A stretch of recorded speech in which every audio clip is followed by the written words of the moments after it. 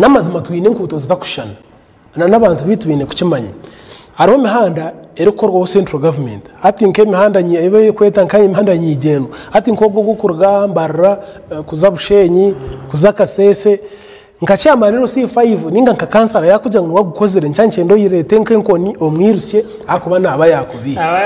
then twine ndije je imihanda ere ku connectinga ku rwo sub county kuzo mu sub county kuzo mu town councils ejo ne yego ne ya district imihanda ero connect ati nko imihanda kuja umuhanda gwa Ruganka nkarmunana gwaza Nyabikungu gwaza Karangara gwashuma Bugamba gwaza Mwizi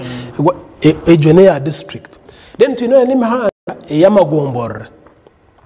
ateje n'imihanda itakushohora sub counties no shanga buri nko buhanda buri nko muja akahanda kitwa connect kakuza owananka akakuza manya owamizi nkoku hato shangejo eriye yegombora now mwaba namwe hati nyine nko muhanda gwa Ruti Mwizi Kabuyanda ogwe no gwa central government no gwa parliament mwe no gwa bakuru nako kanagambira nko muntu ninye ngurobingisha nakugamba bakachura konka that is the central government road na actually naba kwatori no ndanko gukora